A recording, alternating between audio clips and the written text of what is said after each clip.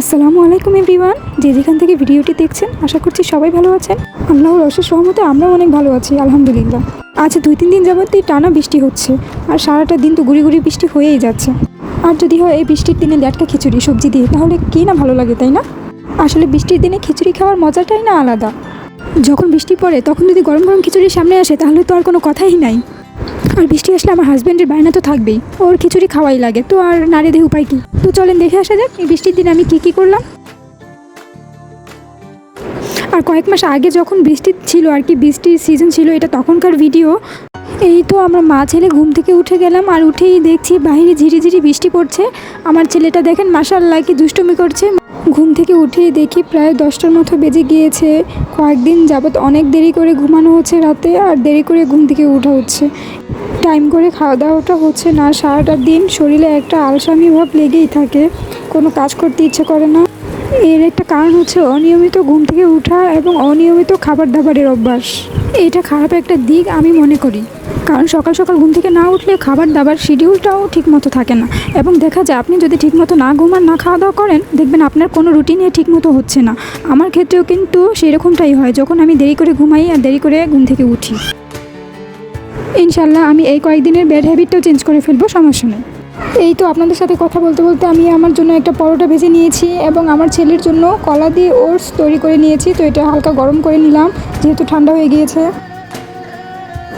এখন আমরা মা ছেলে মিলে সকালের নাস্তাটা করে ফেলবো।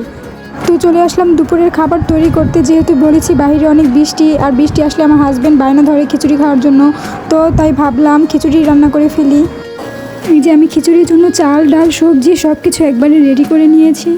আর খিচুড়িতে কিন্তু পুঁই শাকের পাতা দিলে খিচুড়িটা অনেক মজা হয়, আপনারা ট্রাই করে দেখবেন। তো ভাবলাম আমাদের ছাদে যেহেতু পুঁই শাক গাছ রয়েছে, তো দেওয়াই যাক তাহলে। এই যে দেখেন ছাদে চলে গেলাম এই বৃষ্টির মধ্যে। আমি এখন পুঁই শাকের পাতাগুলি তুলে নিব। বৃষ্টি কিন্তু বাইরে ভালোই হচ্ছিল, আর আমি যেহেতু ছাদে একা গিয়েছি বৃষ্টির মধ্যে, তো মোবাইল ধরবো নাকি পাতা তুলবো একটু সমস্যা হয়ে যাচ্ছিল। আর আমি মোবাইলটা অনেক নাড়াচ্ছিলাম। এই গাছে তেমন পাতাগুলো বড় না, তো আমি অন্য আরেকটা গাছে যাব পুঁই শাকের পাতা ছিঁড়তে। আমাদের ছাদে কিন্তু আরও বিভিন্ন ধরনের গাছ রয়েছে, আপনারা চাইলে আপনাদেরকে একটা ভিডিও করে দেখিয়ে দিব। আর আমার ভয়েস ওভারের মধ্যে আমার বাচ্চারও ভয়েস শোনা যাচ্ছে, কারণ ওরা ওই রুমে এত জোরে জোরে চিল্লাপাল্লা করছে, খেলাখেলি করছে, তো ওদের ভয়েসটাও চলে আসছে। এই যে আমি নিচে নেমে দেখি আমার ছেলেটা ও ওর কাজিন, আর তারা দুই ভাই বোন মিলে পাখিটার সাথে কী সুন্দর করে কথা বলছে আর কি খেলা করছে।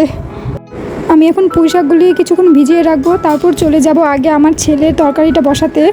ওর জন্য আইড় মাছ দিয়ে সবজি দিয়ে রান্না করে আগে মাছটা কষিয়ে নিব, যা যা মশলা দেওয়া সব কিছু দিয়ে। আসলে ওর তরকারিতে আমি একটু হালকা মশলা ব্যবহার করি, বাচ্চাদের একটু হালকা মশলাই দেওয়া ভালো। তো মাছটা কষিয়ে তারপর আমি সবজিটা দিয়ে দিব। আর ওর জন্য আমি সবসময় বাচ্চাদের যে অলিভ অয়েল থাকে খাওয়ার, সেটা ইউজ করি।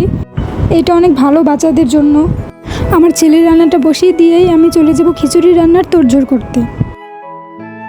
আচ্ছা, কখনো এমন হয়েছে সেম মশলা সেম উপকরণ দেওয়ার পরেও খাবারটা আগের বারের মতো ভালো হয়নি, বা সেম মশলা দেওয়ার পরেও আগের বারের থেকে এই খাবারটা অনেক বেশি মজা হয়েছে? আমার সাথে কিন্তু প্রায় এটা হয়। কেন এমন হয় আমি এটা জানি না। আমি আজকেও সেম জিনিস দিয়ে সেমভাবে রান্না করলাম, কিন্তু আগের বারের মতো মজা হলো না খিচুড়ি। আমার কাছে বেশি একটা ভালো লাগেনি, বাকিদের কথা আর কী বলবো বলেন। তাই আপনাদের সাথে রেসিপিটা তেমনভাবে শেয়ার করিনি, জাস্ট ভিডিও আকারে দিয়ে দিয়েছি কী কী দিয়েছিলাম, কী কী করেছিলাম। যদি আপনাদের কাছে কিছু ভুল মনে হয় চাইলে আমাকে কমেন্টে জানিয়ে দিতে পারেন। তো এখানে আমি রান্নার কিছু অংশ দেখাচ্ছি। এই খিচুড়িটা সব কিছু মশলা দিয়ে মেখে ঝুঁকে ভালো করে কষিয়ে পানি দিয়ে দিব। পানিটা ফুটে উঠলে তারপরে আমি ভালো করে ঢাকনা দিয়ে ঢেকে দিব। চুলার আঁচটা একদম কমিয়ে আস্তে আস্তে সিদ্ধ হবে এটা। এত যত্ন সহকারে এত মনোযোগ দিয়ে রান্না করার পরেও কেন যেন খিচুড়িটা খেতে ভালো লাগলো না, আমার হাজব্যান্ডের কাছেও ভালো লাগেনি। তো আমার হাজব্যান্ডের কথা আর কী বলবো, নিজের খাবার নিজের কাছেই ভালো লাগেনি। তো যাই হোক, অন্যদিন না হলে একটু খাবারের প্রশংসাই করি, আজকে না হয় একটু দুর্নামি করে দিলাম। যেহেতু লাইফস্টাইল ভিডিও করি, তো সেদিন কী কী করেছিলাম এটা শ্যুট করা ছিল, তাই ভাবলাম আপনাদের সাথে শেয়ার করে দেই।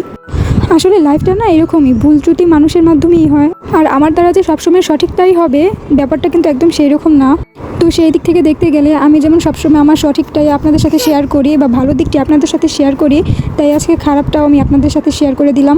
আজকের ভিডিওতে আমার কিছু খারাপ দিকও আপনারা জানতে পারলেন। এই যে যেমন আমি কয়েকদিন যাবত ঠিকমতো ঘুমাই না, ঠিকমতো খাওয়া দাওয়া করি না, আবার আমার রান্নাও সবসময় ভালো হয় না। আসলে সবাই সবসময় সব দিক দিয়ে পারফেক্ট না, কারো না কারো খুদ কোনো দিক দিয়ে আছেই।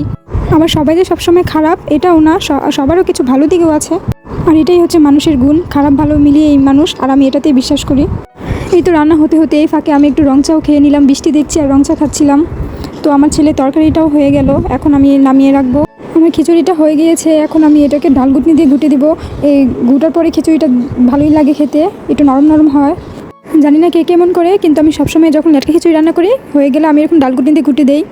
এই যে এখন আমি খিচুড়িটা বাগার দিয়ে দিব, বাগারের পরে খিচুড়িটা খেতে যা মজা লাগে। কিন্তু সেদিন কী হয়েছিল জানি না, অতটাও খারাপ হয়নি, খাওয়া গিয়েছে।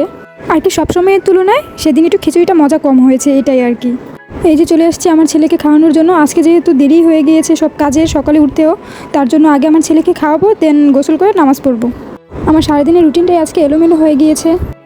এই যে দেখেন এখন প্রায় বিকাল 5টা বেজে গেছে, এখন পর্যন্ত বৃষ্টি কোনো কমার খবর নেই। এই গুড়ি গুড়ি বৃষ্টি পড়েই যাচ্ছে। তো আজকে এই পর্যন্তই, আপনাদের সাথে দেখা হবে আবার নতুন কোনো ভিডিও নিয়ে। সবাইকে আল্লাহ হাফেজ।